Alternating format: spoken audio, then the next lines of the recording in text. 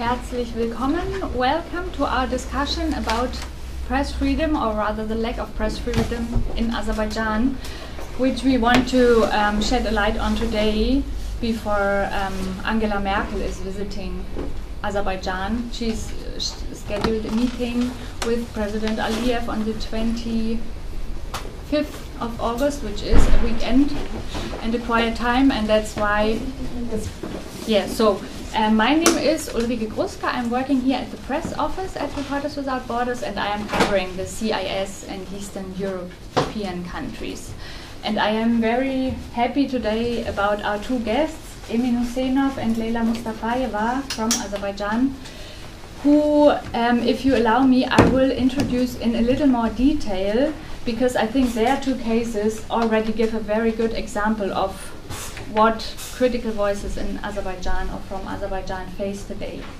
Emin Huseynov worked as a reporter for the news agency Turan, when in 2006 he founded the Institute for Reporters' Freedom and Safety in Baku. That's an NGO that supports persecuted reporters, reports on violations of freedom of speech, and also provides trainings. And it very quickly grew to be not just a small NGO, but a respected institute with 35 employees in Baku, who an institution that really made a difference and had an impact on the media situation, helping reporters to stand against the very hard pressure of the regime. So it was not very surprising that when in 2014, when there was this massive crackdown of the regime against civil society in Azerbaijan, and many NGOs were closed, also the offices of IRSFS, I'm always confusing, they were also raided, they were sealed and closed, all the technical equipment was confiscated back then, the bank accounts were frozen, and Emin managed to escape in the last minute his arrest and found refuge in the Swiss embassy in Baku, where, if I'm not mistaken, you spent like 10 months waiting for diplomats to sort out and arrange that he could leave for Switzerland, where he is now living as a political refugee because of his situation. And then it was his colleague Razim Aliyev who succeeded him as a director of the institute and managed the business in Azerbaijan and from Baku, who was killed a year after this incident. He was killed in summer 2015 then. Also a case that has never been investigated since then.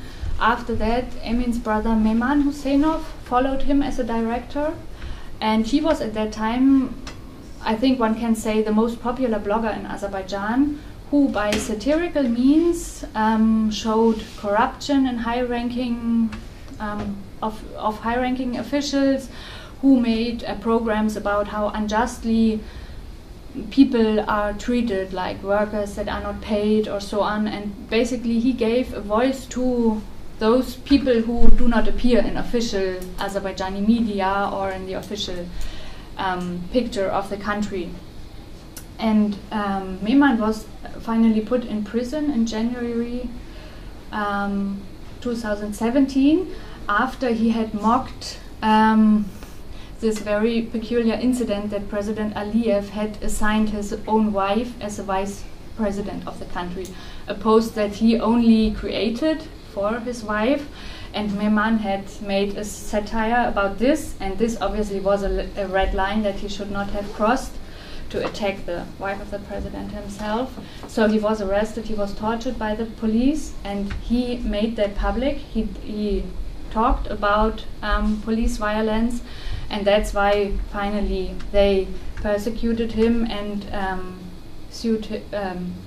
persecuted him, and now he is for 2 years, I think, in jail because of defaming the police or something. So, and the situation is such that despite numerous appeals, authorities did not allow Mehman to visit his sick mother when she was in hospital, to see her So eventually, just a few days before this, on the 6th of August, the mother of Emin and Mehman died without her sons having the possibility to see her again.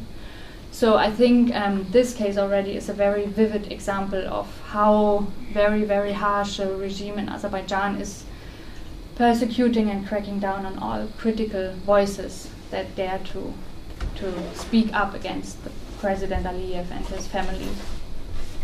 And Leila's case, very welcome, and also to you, is shedding a light on another aspect of this crackdown. Leila was working in Azerbaijan for the opposition newspaper Yeni Musawat and also for the Institute of War and Peace Reporting that is very active in the South Caucasus. And together with her husband, Afgan Muhtali, they also investigated corruption in government circles, which is a sensitive topic in Azerbaijan. And they were seriously harassed and threatened because of that. And that's why both of them left the country after this crackdown in 2014 and went to live in Georgia, in neighboring Georgia, 15 since then. So they continued their journalistic work from there and reported, among others, for the exiled media station Meydan TV and also for the OCCRP, the Organized Crime and Corruption Project. And as it's not only you, but many colleagues from Azerbaijan working from Tbilisi, it was a common thing to continue critic voice from there. But then in May last year, Leila's husband Afgan was abducted in Tbilisi. Like he was in the city center, pulled into a car and gefesselt, blindfolded and tied up and brought by unknown people to the Azerbaijani border, where people put several $1,000s into his pockets and handed him over to the Azerbaijani border police. So he was abducted in Tbilisi. Several hours later he found himself in the hands of the border police of Azerbaijan and was accused of smuggling and illegally crossing the border, which was of course super absurd. He was also ill-treated and beaten. Nothing of this has been examined, and finally in January this year he has been sentenced to 6 years in prison for this, and he is now sitting in prison in Azerbaijan, which really shocked the international community because until this day, although the situation in Georgia I think has changed in the last years a bit, you will tell us about this, but that somebody is abducted from there and brought to Azerbaijan to sit in prison there has just not been the case before. And until today there have been no serious examinations of this case. It's very unclear, and we demand answers on how far or how the Georgian and the Azerbaijani side maybe cooperated in this operation. Yeah, and after this I think the situation for you in Tbilisi became harder. You were followed by people and did not feel safe at all with your daughter. And then Leila appealed to the Georgian police also to find her followers and to just stop this stalking. And you even showed, as I know, video evidence to them. And as the authorities in Georgia did not take this very seriously and were not able to provide Leila with efficient support or protection, she was then forced to or decided to flee Georgia as well and come fearing for her safety and her daughters, which is, by the way, here with us today, a brilliant young girl. She came to Germany, where she is now in the process also of applying for political asylum. So I think these two cases that are very extreme but not extraordinary in Azerbaijan already give a very good expression of how the situation there is for journalists. To sum it up in Reporters Without Borders numbers, it's Azerbaijan ranking today 163rd on our World Press Freedom Index, where we rank 180 countries, so this is pretty much low at the bottom. We have not so many other countries where so many journalists sit in prison because of their work. currently we count in Azerbaijan 11 journalists and 2 bloggers in prison. And a growing problem is that the persecution of the regime is not only happening in Azerbaijan and maybe neighboring Georgia, but there are also cases of exiled journalists being threatened and harassed here in Germany or in France, for example. So the situation is very serious, and we want to talk in detail about it today. So, Emin, my first question would be... Sorry, Ulrike, may I just add one arabesque to the story of Afghan and Layla, if I may?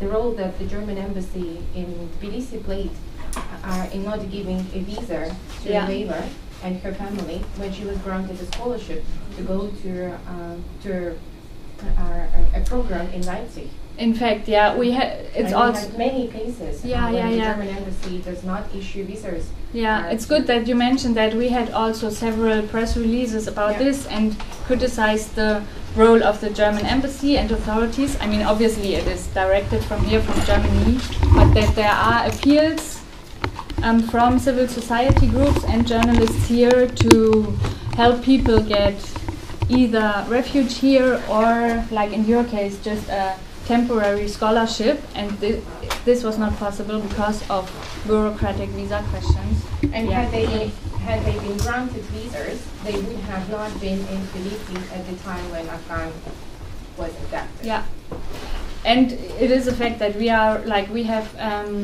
the emergency desk here working at our office. My colleague is sitting back there, and we are in close touch with the embassy there, and have also have been trying to pressure them to understand how serious the situation is. And unfortunately, it is a sad fact that it happens often that you say, hey, people are in danger, and until nothing happens, nobody really listens up and thinks like, oh, okay, yeah, it's true what they say, so we should help the people. It was a very sad example of this. But can you fill in the gap then? Was the visa granted after your husband was abducted? Did that change because obviously you're here now, so if you can just fill in that gap, what happened? No, because I got visa from a different embassy, from Latvian embassy, not from German embassy. Even for my daughter. I arrived here not with German embassy, with German visa. It was Latvian visa. But you applied for asylum here, or Yes, I am. right now? So you're here on a Latvian visa, or? Yes. Okay.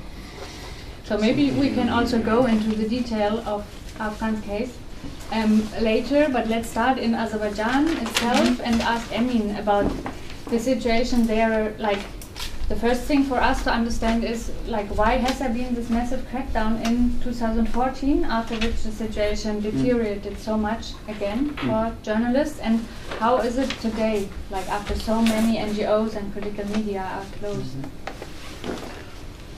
Thank you very much, dear colleagues from Reporters Without Borders. I am happy to see all of our friends from human rights community in Berlin.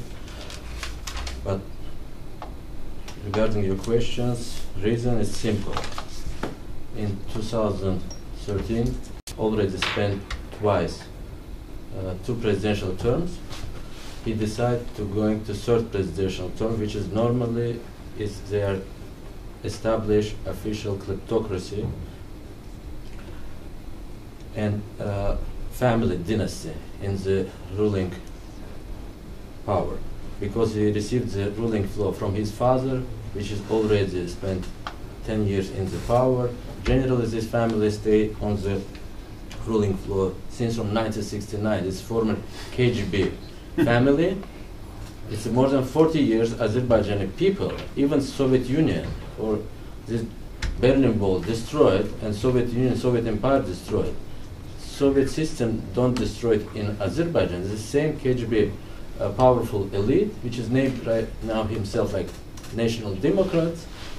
We are independent state, but we are not independent. Maybe when Soviet Union destroyed, we have more than human rights respect for these European values, or more freedom of expression possibilities compared with now. Again, it's not my personal opinion, it's more Azerbaijani freedom of expression expert says, in 1989, when Soviet Union destroyed, even we have officially censorship until 98, we have more free expression possibilities compared right now. When many journalists sit in the prison, we never have bigger numbers like right now. Again, regarding the reason, he decided when Aliyev understand for civil society, make problem for his legitimacy when civil society publish reports about electoral violations. For this is against Azerbaijani constitution, this is against Azerbaijani international obligation in front of Council of Europe, in front of OSCE.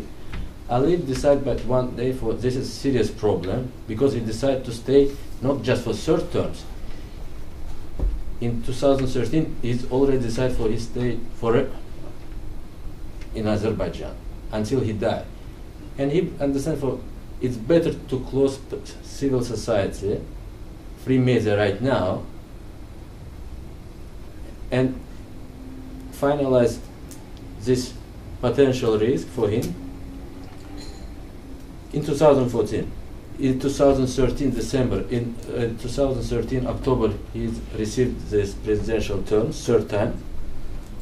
Months later, he is arrested, first human rights defender, Anar Mamadli, which is reported electoral violation from Election Monitoring and Democracy Center. And after, a few months later, in April 2014, he's established huge criminal case against international NGOs, against local NGOs, many NGOs included to this list, which is established by Azerbaijani prosecutor office.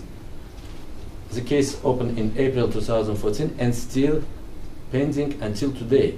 Many people under prosecution, many international journalists, including German NGOs, right now there. Some victims which is related with German institutions right now have a serious problem. But Mrs. Merkel going and meet with Aliyev. And fourth presidential terms, which is Aliyev decided to receive in 2018, he changed the elections period. He going to snap election. He moved election date from October 2018 to April, like Venezuela's Maduro doing.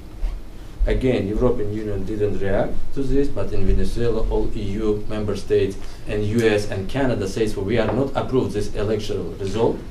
In Azerbaijan, no one talking about this. It's the same date, in 11 April, Aliyev organized snap elections. He just decided in one day, and after this decision, in 2 months, he's organized snap elections. No any criticism. Again, and right now, he's also give second powerful position in the ruling hierarchy to his own wife. This has happened only in Azerbaijan, not in Syria, not in North Korea, not in Turkmenistan or Tajikistan. It's only in Azerbaijan and maybe in one movie, House of Cards. But it's movie. But in Azerbaijan, we have President Aliyev, which is already staying on the fourth floor, and he changed presidential terms from 5 years to 7 years. Only 4 terrible states in the world have this anti-democratic ruling period, 7 years. Right now, this snap election gives to him new possibilities, staying with his wife 7 years, parliament elected for 5 years, but in Azerbaijan, again, we don't have ruling power concentrated only in executive bodies, which is controlled by president and his wife. We don't have parliament, we don't have judgment, we don't have rule of law, we don't have any other institution. If before 2014 we have strong and powerful enough civil society, and maybe until 2015 we have parliamentarian opposition, right now we don't have anything. No civil society, no independent media, no opposition in the parliament. That is my response. And why? Because it's no other way. It's impossible to have any other condition in country if president, which is head of the state which is member of Council of Europe. No one from 47 member states have this precedent when wife and husband controlled everything in the country, even from economy, social and economic life, controlled by himself. Biggest NGOs controlled by president, president's wife, president's daughters, and president's wife's sister. That's it, no other NGOs. Newspaper, we don't have any more newspaper, all televisions controlled by president. Even, like, just for, you can imagine, right now, all filmography by the president, official, like, state propaganda controlled by president's daughter Arzu Aliyeva, which is like in the North Korea. Kim Jong-un trusts these issues only for his own sisters, state propaganda. State propaganda controlled by president's daughter. That is clear. And in this condition, why this happened? Because they are decide to stay until he's able to stay. And which impact do small opposition channels like Meydan TV or your institute has this Objektiv TV? Are they watched in Azerbaijan? They have critical programs? They have a critical programs, but problem with it's all of these journalists from Meydan TV, all of his own staff, even not in prison under prosecution, because it's criminal case against Meydan TV. It's approximately 10% have travel ban, which is people don't make anything. They are reporting about truth, what's happening in the country. That's clear. Many journalists which is released and human rights defenders, which is arrested in 2014, like Khadija Ismailova, Intigam Aliyev, all others have also the same travel ban. My brother have travel ban since from 2012, when we had started campaign, Sing for Democracy campaign, when we organized Eurovision. It's many discussion here in Europe, but since from 2012, my brother don't have passport, don't have possibilities even to leave the country. He's live in his own country like ghost, without documents, without anything. And finally, after when he criticized nominations of the President Aliyev wife to first vice president position, he's arrested. First he's tortured and after arrested, and now they are killed our mother in hospital. As like same as like they killed Rafik Taghi, Rasim Aliyev. It's something changed in the Azerbaijan. If until 2005, ruling regime kills the journalists, shoot them in the front of the door. Right now they change the tactics. They arrested the journalists. Journalists, for example, like Alex Sentsov, started hunger strike. We have Novruz Ali Mammadov, 75-year scientist, head of the Talisha Sadu newspaper. This guy, which is don't make any crime, this small newspaper, this member of National Academy, this is globally well-known scientist. He died in the prison in 2009. Official reason, because he started hunger strike. 2 days later, he died. They killed him in the prison hospital. Somehow they know how to better manage these issues. And they said, well, we are not kill him. It's decided is quite old. He died, and 2 days later he died. Journalist, which is attacked on the street, like Rafik Taghi with knife, he's not died in 10 days after cutting, but he died in the hospital when his life conditions changed to much better way. Rasim Aliyev, he's also orchestrated, he's killed exactly 1 year later when I'm successfully escaped.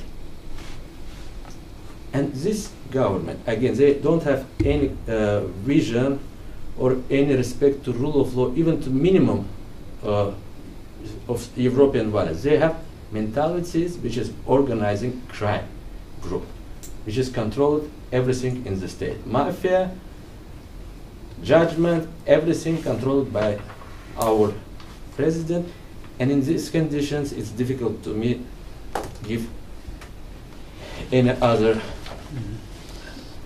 Could I ask you something about the exile program? Maybe you can ask that later. You will all have the opportunity for questions later. But let me just add that these change tactics that Emin is described, like we hear often complaints about people either in prison or in hospital not being adequately treated, where you can really see a difference that people who are loyal to the regime somehow survive diseases better than others, or as was the case with Mehman Husseinov or with Khadija Ismailova, reporters who are not allowed to visit their sick relatives, which is a high mental pressure.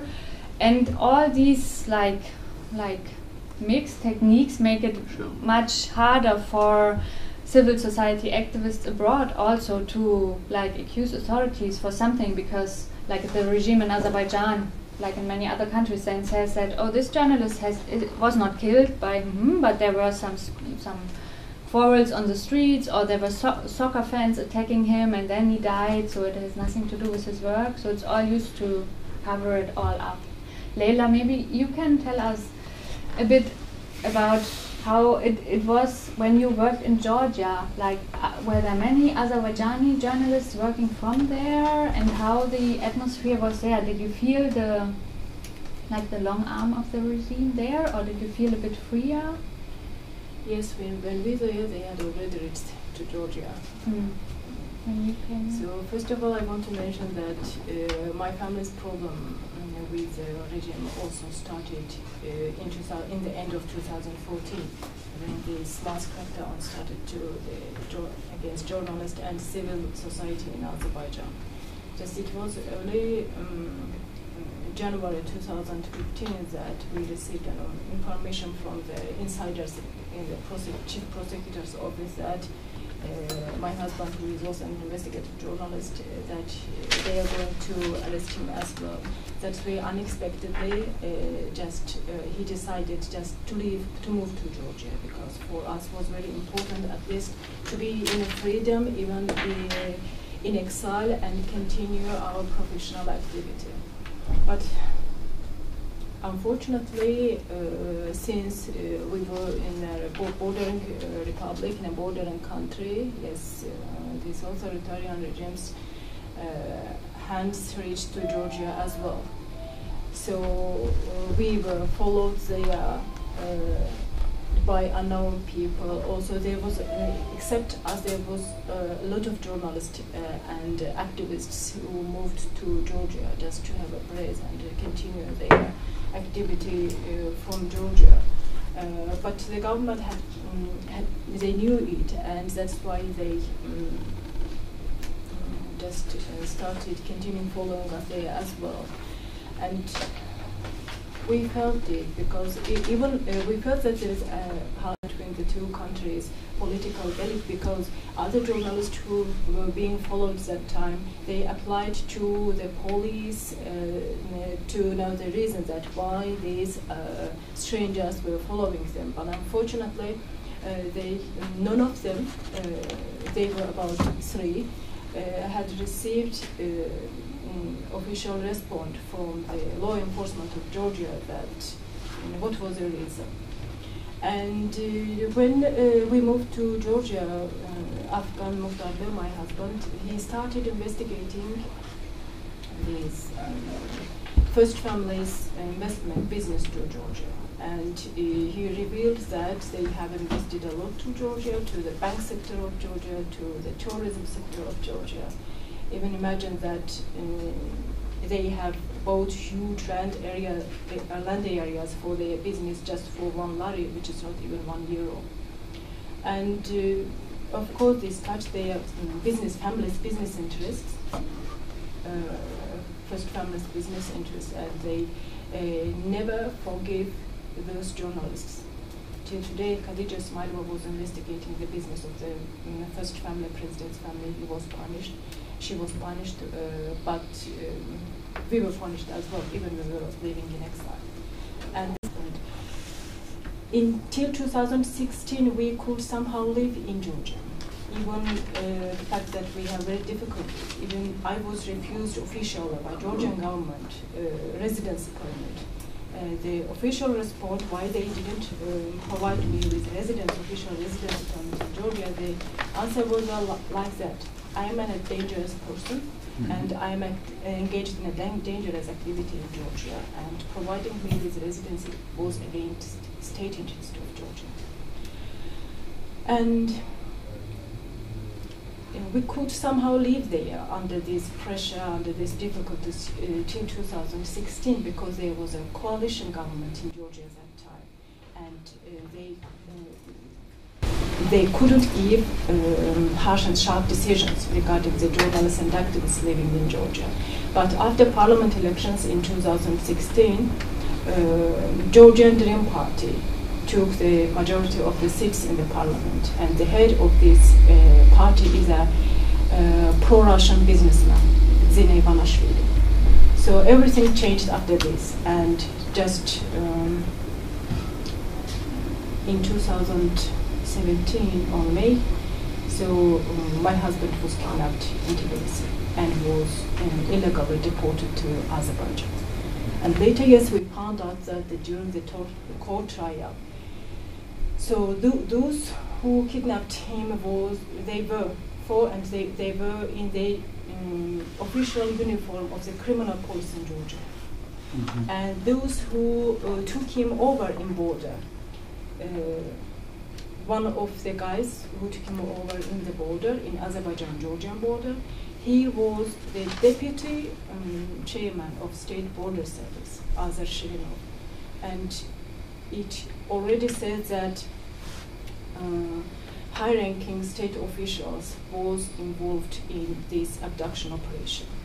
And one of the points was that during the abduction hours, during the roads which he was taken, during that time the street cameras which were under the balance of the Ministry of Internal Affairs of Georgia, they stopped functioning. They didn't function exactly. Mm-hmm. And all these points just led us to one conclusion, that okay, it was a politically motivated abduction, and the state officials were involved in this case. And unfortunately, till today, 1 year and a few months has already passed, and till today we haven't even received. So Georgia's prosecutor's office refuses to release the finding of the investigations. And after my husband, I also was followed there. I even took the videos and photos of these strangers who followed us in the streets and introduced them to the chief prosecutor's office of Georgia. But till today, I haven't received any official response from them that who were they, why they were following us. And it really was very hard to work there, because I also was a journalist. I was working with my sources in Georgia. I didn't want them to be revealed because there was always a tail behind me. And also, the people who followed my husband before he was abducted started following me as well and recognized this guy. And this was one of the reasons that I left Georgia, because recently, even in October, I left Georgia in October 2017. When I saw that there was strangers are in the vicinity of my house, so I was with my daughter. I was alone. I didn't have any legal protection from the Georgian government. I just decided to leave. That there is any space or possibility to leave here. But why I wanted to stay there for a few months, I was struggling. That time there wasn't a court decision about my husband in Azerbaijan. I was hoping that with the help of the international human rights organizations and journalist organizations influencing how to say to the opinions, we could somehow change the situation, because I had hopes that if Georgian prosecutor's office says that no, he hasn't crossed the border, he has been taken forcibly, this could somehow, maybe somehow influence the decision in Azerbaijan. But it didn't happen, and it means that both countries, state officials, high-ranking state officials, were complicit, and they agreed on his abduction just to keep him silent. And it wasn't only the reason wasn't just the investigation of the first families in Azerbaijan. He was also investigating the Georgian state officials' alleged ties to this business. And also, when we lived in Tbilisi, we were organizing protest action in front of the Azerbaijan embassy in Tbilisi, demanding the release of journalists and activists in Azerbaijan. Of course, it was destroying the family's reputation. You know, they spent huge money to build their reputation in the Western European Union country, and a group of people were destroying their image, saying that yes, political prisoners in Azerbaijan and they must be released immediately. All these points just as a result of this, whatever I told, he was kidnapped. And thanks to Zarona that she mentioned that these visa difficulties, since we had to arrive to Germany because my family was under threat. And I was really afraid to lose one of the members, mainly my husband, something could happen to him as well. We applied to the German embassy in Tbilisi for visa. When was it? It was in August 2016. But they didn't provide us with visa, saying that we didn't have any tie to Georgia, even residency permit, because we weren't provided with residence later. And you know, there was one. So you would have had to go to Azerbaijan to the embassy there to apply for a German visa. No, I applied for visa in Georgia. Yes, with the German embassy. German and they embassy. told you they are not. They're not the right place to apply for a visa because you are not legally in Georgia? Is that no? I'm not getting this. Okay. No, they declined the visa on the grounds that they did not have strong ties to Georgia because the Georgian government did not issue them resident permits. Okay. So the reason for declining the visa was the fact that they did not have residency in Georgia. So it could have been processed in Azerbaijan, for obvious reasons you didn't want to go back to Azerbaijan, but the German embassy in Azerbaijan probably would have been able to process. I mean, it seems like a really... But we didn't have possibility to... No, absolutely. No, totally, but it seems like a very legalistic... Well, it is a legalistic argument. If I may add here, that's the point, that it is not about who is allowed to issue what, but it's very, very clearly, we see that in our daily work with many countries, it's a question of political will. It's not that the German embassy in Tbilisi, or Jens, you correct me if I'm wrong, but it's not that they are not allowed to do it, but it's if they see people are in danger, you can find many, many ways, and they don't have to cross any legal requirements, because obviously also Leila didn't get a residence permit for political reasons in Georgia. So clearly the German embassy here, or the German officials, did very much close their eyes on the situation on the ground. We can say the German embassy or the consulate in Istanbul is more flexible than German embassy in Tbilisi, let's say. But one person, I just want to add a remark regarding the blogger, which is also killed in the prison in April 2017. This is Mehman Galandarov, which is living political exile in Georgia, and when he's not able to leave the Georgia, and he's already spent all of his money, and he's decided to return back to Azerbaijan because his mother also died. He just come back to Azerbaijan to participate in the mother's memorial, and he's arrested because he's Mehman Galandarov, together with Afghan Muhtarli, organized protest rallies to support imprisoned journalists and graffiti activists, which is write political graffiti on the top of the monument of Haydar Ali, father of our previous president, Happy Slavery Days. And after this, there are two guys, Giyas and Bayram, arrested. The police put to each of them in totally 10 kilos of heroin. You can imagine. This is brave guys which is going to university. They are tortured him, extremely tortured him, arrested him. Right now these guys recognized by Amnesty International, Human Rights Watch, for all international local community as like prisoner of conscience. very clear case. But this guy, which is after returning to Azerbaijan, Mehman Galandarov published Facebook post. I'm going to front of the monument of Heydar Aliyev, write same graffiti, exactly what should write Giyas and Bayram, to show my solidarity with them. And when he's going, he's arrested with 3 kilos of heroin. He's arrested, 45 days he stay in the prison without access to the lawyer. No one able to meet with him. We are looking for the lawyer, all relatives, all his family, sisters, and it's like in the Soviet period, like Stalin, when they say, for this is not our brother or husband, his wife divorced with him, his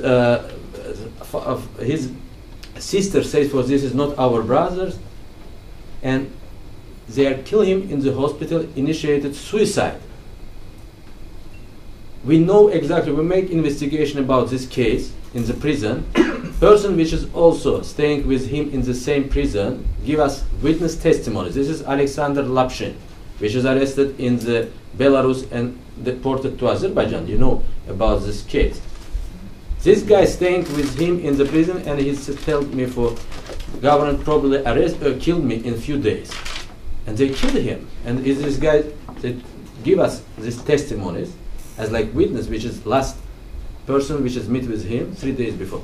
This is what's happened with persons which is tried to insult cult of personality. This guy, which is old relatives, says, for we don't have brothers like them. Right now we don't have anyone which is able to apply against the government to the court because their relatives killed. They say, for we don't want to make any kind of business with them. Like in this situation and with Merkel's visit ahead, what do you expect of the international community and especially of the German government, like confronting or facing Azerbaijani officials? I'm sure for all governments right now, the world a little bit changed. Macron meet with Putin, after meet with hosted Aliyev 3 weeks ago in Élysée Palace in France. We wrote together with Reporters Without Borders letters to him to call to release all of the journalists. 2 days ago, after 5.5 years, Ilgar Mammadov released. But he's again not released, he's not free.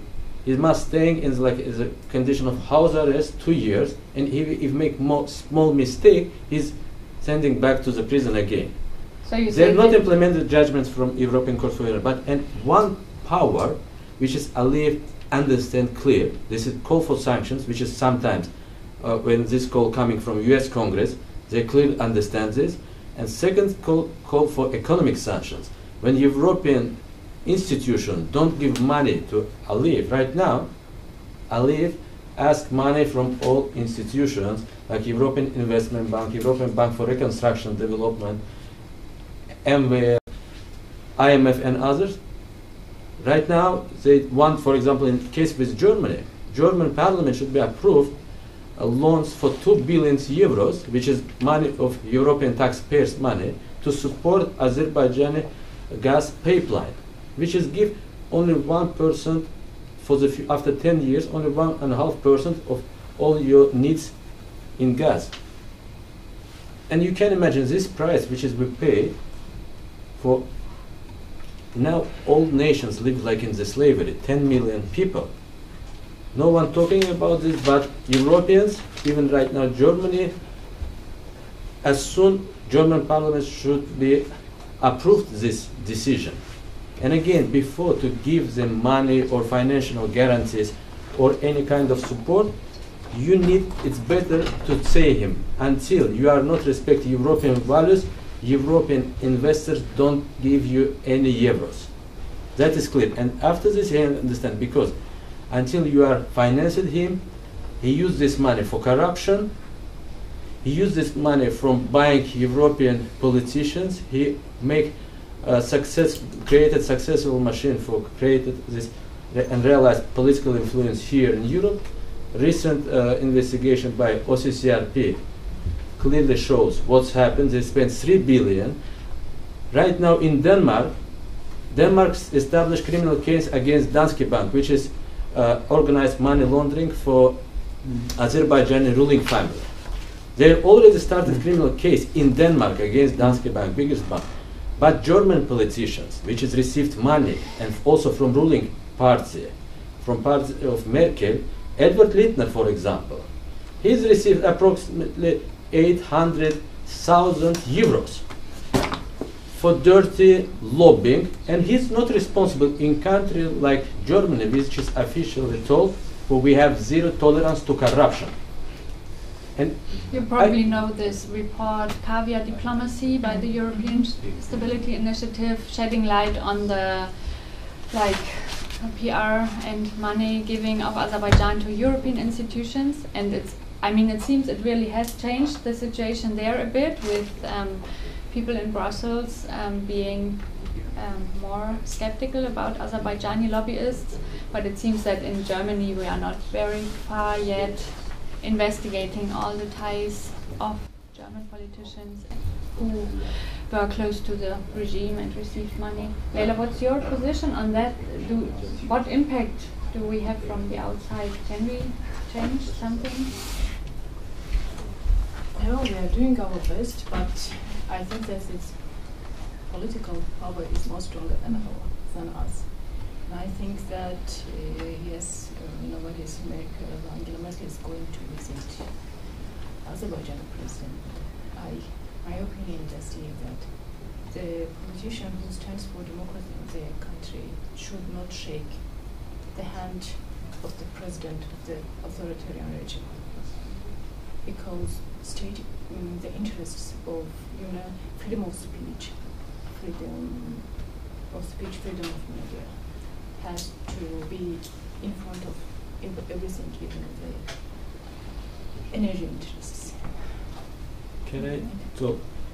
We always, right now, after 15 years of experience in international advocacy for human rights in Azerbaijan, I understand for gas and oil give less possibilities from human rights community in countries like, if for example we live in Belarus, which don't have anything, it's much better to make advocacy for human rights.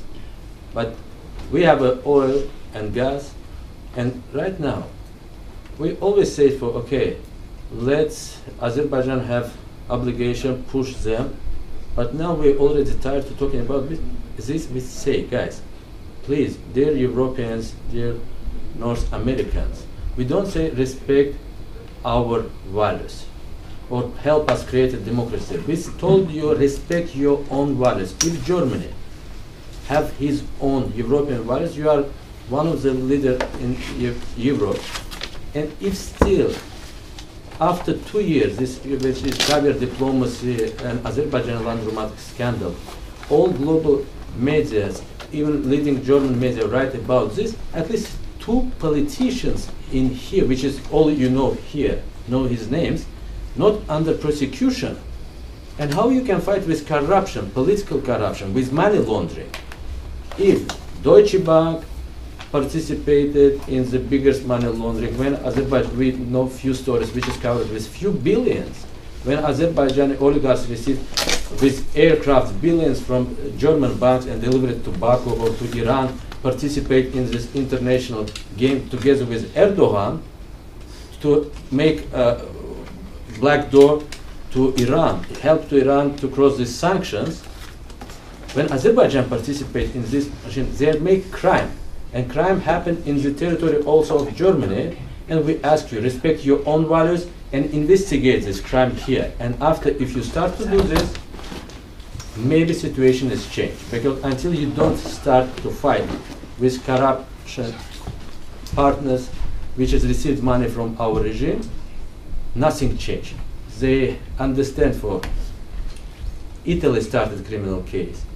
Denmark started, even in Estonia started investigation. Nothing started in Germany. How is this possible? And Mrs. Merkel going there for 25th of August, which is not even business day. They understand for handshake with Aliyev is not big honor. Maybe international media is better, less covered if this happened Sunday or Saturday. To Armenia, they going for Friday and Thursday to Georgia. But weekend day for Azerbaijan because it's We can sign that day. well. I wouldn't over-interpret the day of the week, to be honest. But anyway. Because thanks for your for Could also you sharing. just briefly? Michaela Prüfner Deutsche Welle. I just have a question because could you probably say where you see Germany's position there in relation to Russia? Because clearly Germany has strategic interests there, the EU has strategic interests, and this is about whether Azerbaijan is a sphere of influence in the future for Russia or for Germany. And you know, do you get low-level support that probably isn't on the radar? I mean, as what kind of actor do you see Germany in the region? Because from what you told from your stories, it seems like you feel that Germany is not even playing a constructive role at all. And also, I'd like to ask you, because funding is always an issue when it comes to NGOs, how is your institute funded? Are you getting backing from the European Union because they do have significant amounts of money for human rights projects? And also, where's the Council of Europe in all of this? Thanks for your questions. I'm briefly respond. Since from 2014, we don't receive the funds. Not only us, many NGOs. Some NGOs, even in Excel, received small peanuts. From the EU, from whom? From EU. From EU. Is this because of the crackdown or because the EU but stopped? this crackdown is not reason. They just play with the government. We told we are established, now we have 6-7 leading group, which is live in Switzerland, Germany, France, Canada, US. We have NGOs, legal entities. We have international partners like Amnesty, Human Rights Watch, RSF. Right now, even our international partners not received funds to support human rights programs and capacity building for civil society in Azerbaijan. Something happened, and all people say for maybe work more concentrate on problem with Ukraine and Syria, etc. But Azerbaijan part of the European Eastern Partnership program, as like Belarus, Moldova, Ukraine, Georgia, and Armenia, and only Azerbaijan, the civil society, since from 2014 didn't receive any cents from mechanism which is established by European Commission. There's two mechanisms: European neighborhood mechanism and mechanism for support democracy and human rights. We don't receive. We going there to Brussels, call the doors for guys. We can't manage to operate. If before 2014 we have 35 full staff employees, we have implemented 52 projects, including with EU, with private donors, with received donations. Right now we don't have possibility to receive any cents in Azerbaijan. Our bank accounts and many other international local NGOs, independent NGOs, completely blocked by prosecution. We have NGOs in Europe, no one give any cents for us. And regarding the Germany is biggest donors of European Commissions and of these mechanisms. We calling to Germany a few times. We always meet with them. Recently, I participated 1 week in OEC Parliamentary Assembly here. I speak with German politicians and told them, guys, Germany have leading role. German embassy supported our project until 2012, 2013. For example, Eurovision, we organized Sing for Democracy campaign.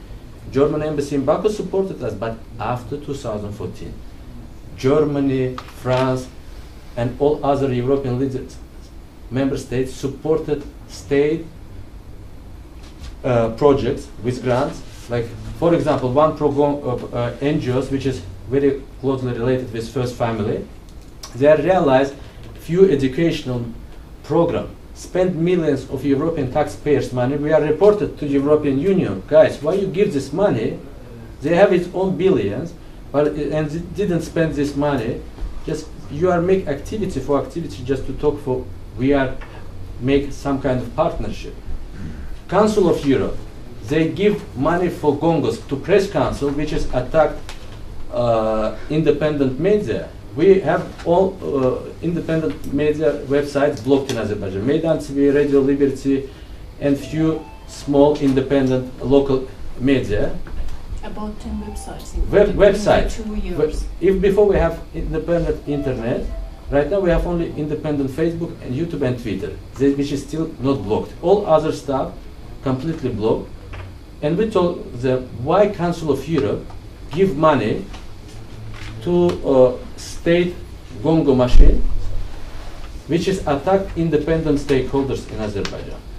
And again, we say for sometimes international donor community decide to make balance. They supported pro-governmental NGOs and independent NGOs and international.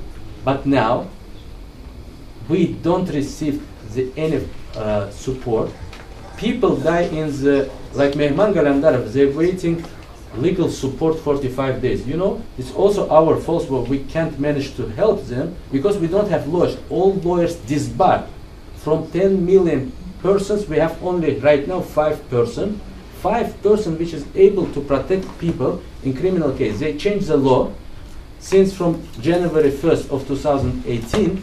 If before many jurists or people which have education for law able to participate and protect journalists in administrative cases, right now they are not allowed. If before 2014 we have 25 independent lawyers, for last 3 years they are disbarred approximately like 20% independent, and there are only 5. We have more than 150 political prisoners. We have more than 15 victims, which is clearly related with freedom of expression issues. It's approximately 10 journalists, 2 bloggers, 2 graffiti activists, and 1 poet. And you can imagine 5% not able to protect all of these people. But Aliyev talking for we have rule of law in the country. And there is no political prisoners in Azerbaijan. Do you want to answer the question on Germany's role in Azerbaijan? No, I mainly think that it is about, I would say, economical interests. That the Western countries get whatever they need and give the possibility to the countries like Azerbaijan to continue how they operate. But right now, yes, Emin mentioned that the number of the prisoners. And I have found one sentence that I would like to read to you.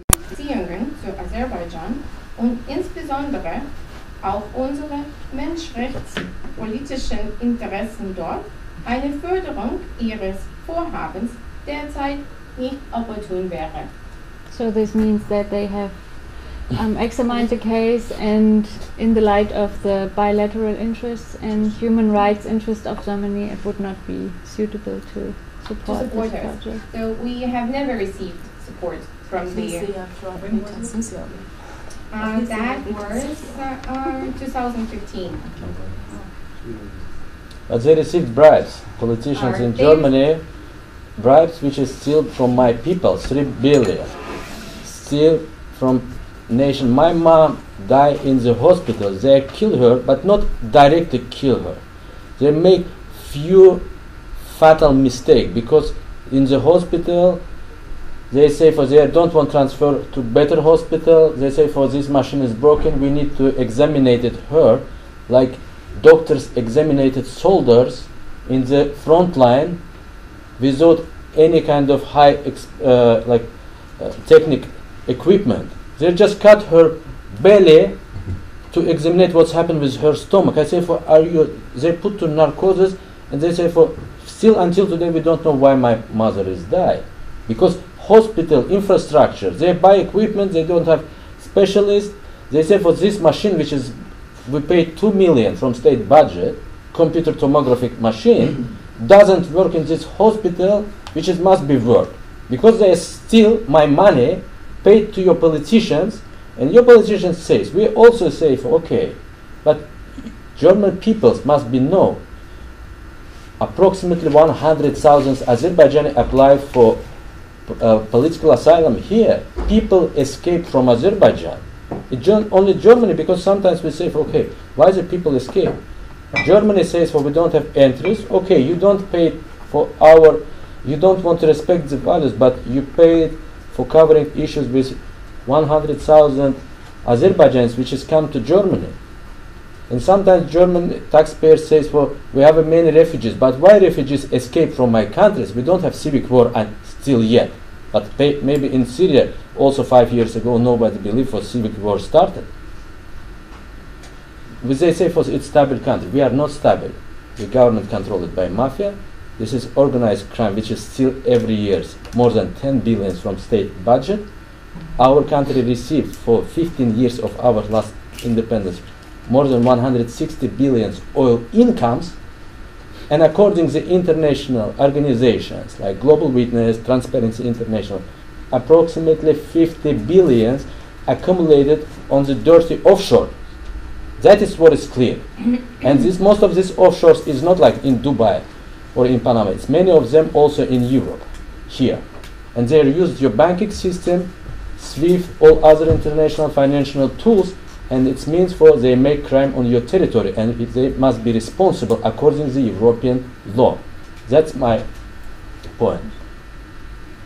Did you have a question? Yeah, I'd like to come to a little different question. I wonder, is there, I mean, any way, if I live in Azerbaijan, can I get independent information on some way? I mean, like, I wonder, for instance, I think you mentioned that Maidan TV is like not reachable within Azerbaijan, if I understood that correctly.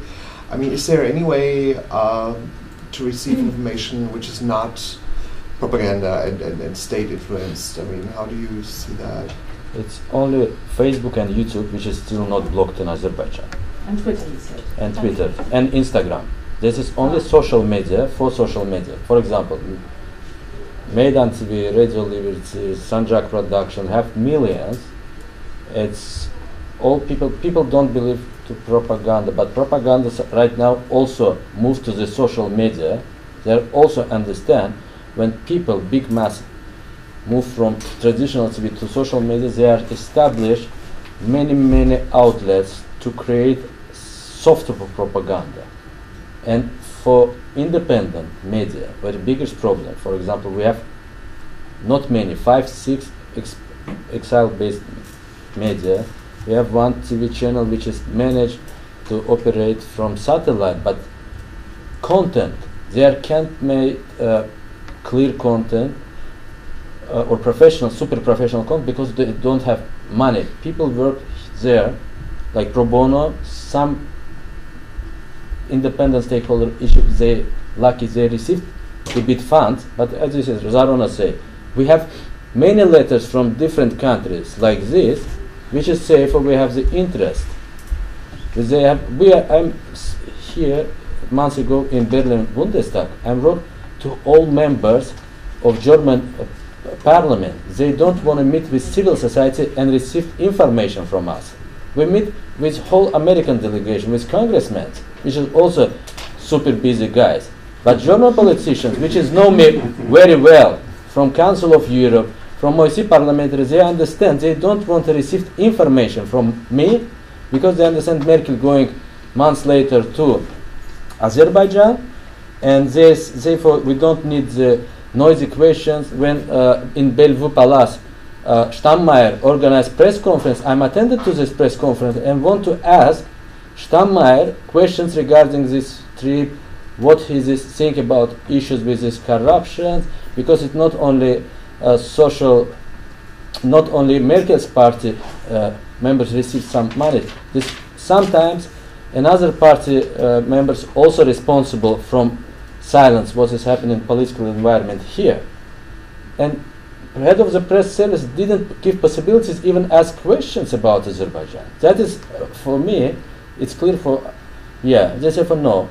You can't ask questions in the international event about Azerbaijan or Russia if this issues related with 57 members OSCE. But I wonder, just to make that clear, I wonder, what do you think, why is it, I mean, it's not all, it's what you described, I mean, it's not completely unknown here. I remember there was, I think like a few years ago, a very long piece in Der Spiegel about all the corruption going on and so on. So I wonder, is this because you think that they do this, what you mentioned, the lobbying work and all that politicians don't want to talk about that? Or why do you think is that? It's lobbying and also interest, because Germany, they don't participate in oil or gas projects, but Germany successfully participate in financial infrastructure of Azerbaijan. The GTZ, KfW realize few many projects like consultants. Also, they are participate in few banks like Sparkasse Stiftung, also few NGO, few financial institutions work successfully with Azeri partners. But main issues, why this silence? We think it's not only Germany, it's European leadership have this dream about gas diversification, which is mean for if Azerbaijan successfully created this pipeline from Baku to Europe and give, Europe needs 500 billion square meters of gas, but Azerbaijan, after 5 years, able to give 10 or 15 billion, which is 1 or 1.5% of all gas market. And this is peanuts for you, but again, this many people in Brussels say for even 1%, this is enough to European politicians or European leadership forget about problem with human rights in Azerbaijan. That is our gas and oil, this is price which is our nations pay. We are victims because we are participate in your energy diversification, and we didn't receive anything. If I might respond Sure, to the sure. Armenian TV question and the inaccessibility, we're actually very accessible. I'm sorry. Excuse me. Sorry. Yes, sure. So we are very accessible. The government did legally block our website, but we have found a way to create a mirror site. So even the website is accessible from Azerbaijan. Our Facebook estimates that there is about 1.8 million Facebook users in Azerbaijan. We have a following of more than 500,000 people on our Facebook page alone. We reach millions of people every day through Facebook, Instagram, YouTube, and all other social media channels. So those people who are looking for independent, verified, credible information that we receive from a large network of Azerbaijanis from within Azerbaijan have access to this information. They make it difficult for us, but we find ways to get the information to the people. Okay, thank you. There was one question here. No, my name's Hugh Williamson from Human Rights Watch. I'll wait until the journalist questions are finished.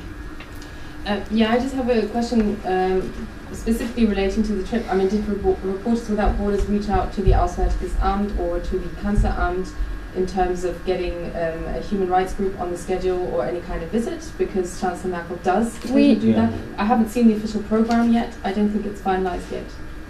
So what's the status there? We are in the process of reaching out to Merkel with this demand of at least like mentioning the press freedom situation, but also meet with people, which honestly spoken, like the program I haven't seen anywhere, it's very like It's not out yet. Yeah. They haven't sent it yet. So I personally would be super skeptical if any meetings would be included in the program with opposition groups or politicians. We do that with any state visit to countries like Azerbaijan, Uzbekistan and so on. We send our information and request, please do not just talk about gas projects or cooperation, but mention the situation and demand the release of the people in prison. Like, we highlight several cases where we think that those are the most prominent ones, or the ones who should be out most urgently. Is it possible to get a copy of that list that you've put on the yeah, well, we have in our barometer on the website, it's on the German or the English RSF website, we have a list of imprisoned journalists, which however we just work on with Emin to update. Currently you find there the 11 journalists and 2 bloggers in prison that I told you about, but obviously some of them got released in the recent months, so we are updating this now, but we have to coordinate with our office in Paris to do this. I can't do it alone. The actual list that you gave to that's the one, that's what I'm trying to say, that's the one that's on our website now, because that's as for today, the official Reporters Without Borders numbers, and out of the people, it doesn't make sense really to appeal to Merkel and say, like, please fight for all the 13 people. Usually we highlight 1 or 2 cases, and in this case, like, we talk a lot about Afgan Muhtali, obviously, because the German embassy was involved in all this, and we talk a lot about Mehman Husseinov, and then there's Simor Hazi, a popular anchor in Azerbaijan. Those are, like, you find them on our list, and those are the 3 most the cases mentioned most in our conversations with politicians. So those are the one that you highlighted to the Chancellor. I just those 3, yeah. Human Rights Watch will also be sending a briefing document to the German government and Merkel's office on Armenia, Azerbaijan and Georgia at the end of this week. We'll also be urging Merkel to meet NGO representatives in all 3 countries. We're less sceptical that she will do so. We think she often does so, and if she does so, then obviously we will urge her with other groups to identify genuinely independent activists in Azerbaijan, And to the extent they exist. Will you be recommending the NGOs? Because as you have heard, there is a plethora of. Of course, yeah. I mean, the experts, the human rights Azerbaijan experts, to work out who would be the legitimate, credible, independent activists to meet. So, I don't know who they would be. I haven't got that information, but they will certainly check with allies in Azerbaijan or in the community in the diaspora that we would recommend credible people will be to coordinating Yeah, of that. course, yeah. Georgi would be coordinating that. Yeah. Our South Caucasus director. Claudia von Salzen, Tagesspiegel. Emin, at the beginning you mentioned problems for German NGOs and for people in Azerbaijan who are working with or for German NGOs. Could you comment on that? Are there any recent cases you could mention? I'm allowed to speak about one case, but I can't told you right now publicly because we have live stream. I told you about this case later, but it's off the record. But just one case, for example, all German NGOs, Konrad Adenauer Stiftung, Friedrich Naumann Stiftung, and Böll Stiftung have the problem. They are in case under investigations. Guy from Friedrich Naumann Stiftung, he successfully escaped, last representative of foundation, and Germany gives him political asylum to him and to his daughter and sons and wife. They live here, but recent case, now the problem is not finished. Criminal case open, and they have hostages, which is related with Germany. But again, we can't speak about this now. I hope the problem with these people released successfully sorted out. But again, it's people, I'm sure Aliyev tried to play in these cases with German NGOs to say, give some promises to Merkel for, okay, you coming, and if you coming and make many handshake with me, maybe I'm close the case against the German NGOs. But again, it's also Transparency International under pressure in Azerbaijan is local. And when it's related with international NGOs, many of our colleagues from Human Rights Watch, Georgi Gogia, South Caucasus representative, is deported from Azerbaijan because he want to come with assessment mission. Amnesty International sent it also to regional representatives. They are also stopped on the border and deported from Azerbaijan. And again, if now RSF or any other international organization send it his representative, they are kicked out immediately from passport control. They are stopped, say, for you are not welcome person. And when it's plane fly back, they are waiting 10, 12 hours. And after, it's still these guys lucky compared with our local colleagues because they are just deported from Azerbaijan, not arrested. I'm sorry, another question, but have you noted a change in climate since the US-Iran sanctions? Because of course the Germans and the Europeans are trying to find ways to keep business open with Iran, and you mentioned the financial infrastructure. So I'd just be interested in whether there is a change in climate that you're noticing. But right now, everything what is related with Iran, this business is money laundering machines is established by some ruling family members in Azerbaijan and Erdogan team members.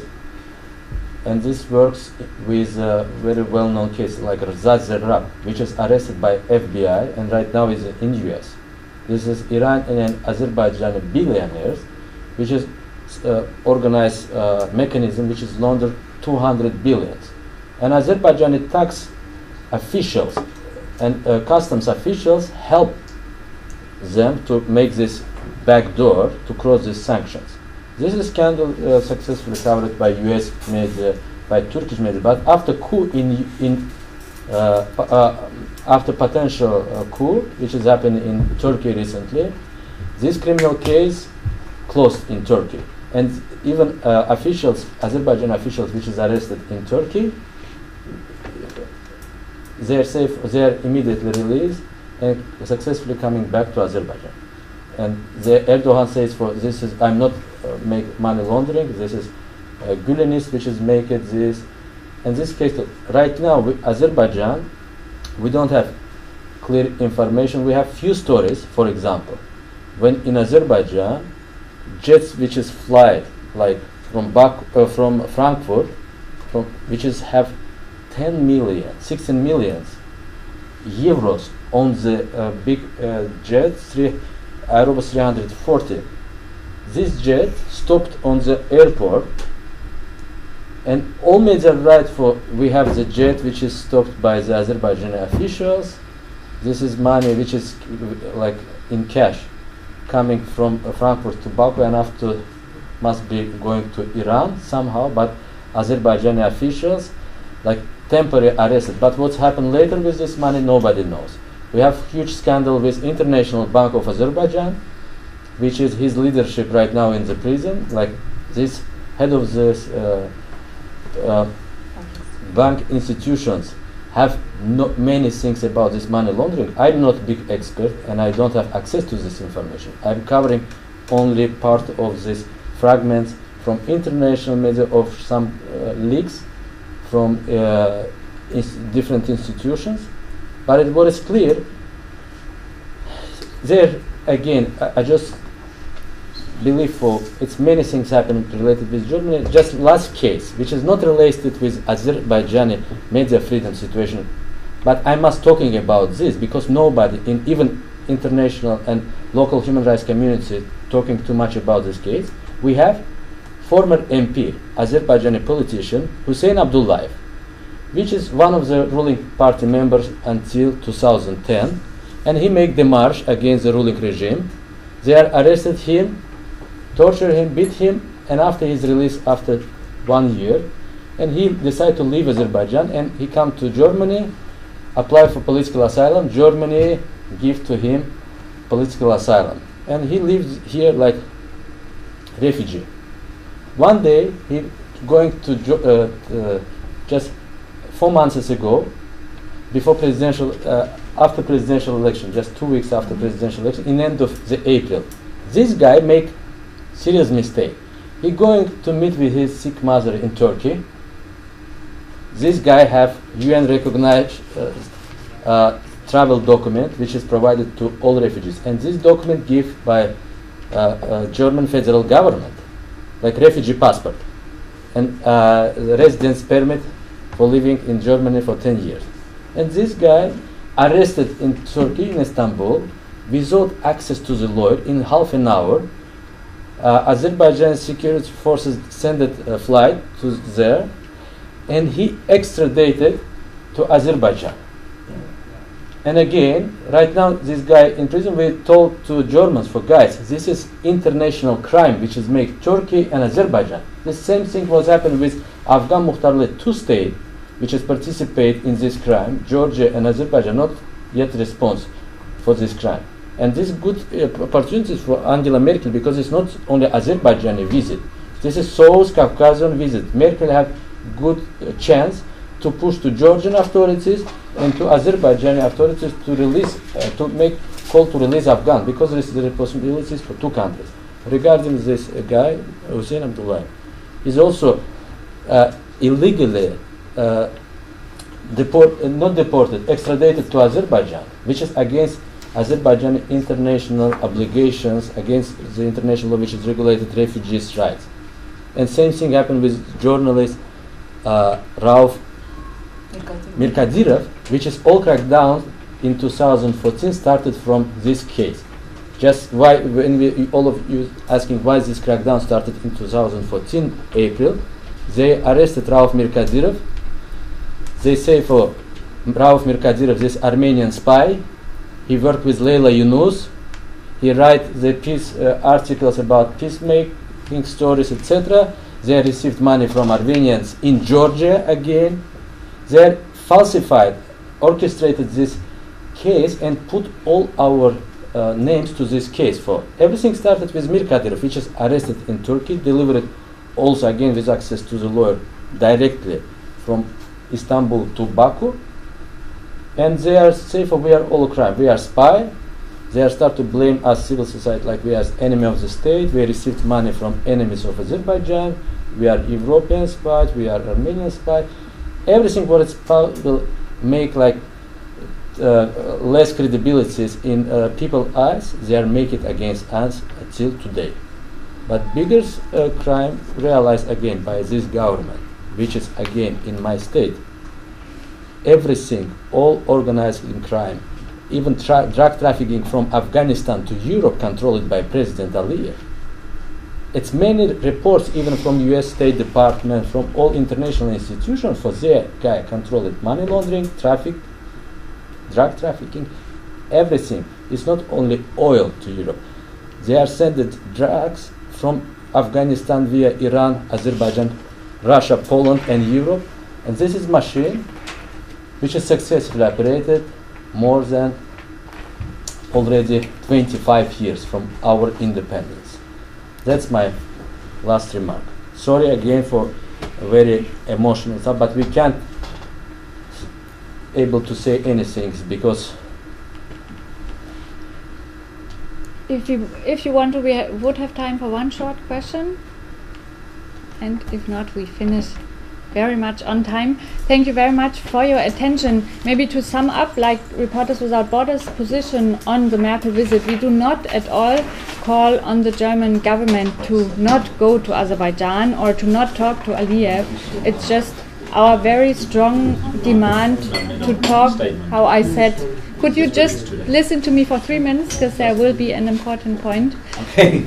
We demand like that she, how I told you, talks about freedom of speech, that she will demand the unconditioned release of all the prisoners and the real release, and not just let them out of prison and not allow them out of the country and to meet with the opposition. And we were very, let's say, mildly irritated when, like a month ago, there was concluded the negotiations between the EU and the Azerbaijani government for new partnership priorities, and there's not a single word about human rights in this document, although the European Parliament had just a few days before this adopted a resolution demanding exactly this, to mention human rights as a precondition for new partnership priorities. So we really ask ourselves, is this the European Union ignoring or forgetting our values? And we strongly demand to tie any political cooperation or even financial support, which is happening, among others, by Germany to the Azerbaijani regime, to tie this to the respect of freedom of speech and expression. Yeah. If you have any further questions, I think you two will be here for some minutes. You can come to us. Thank you very much.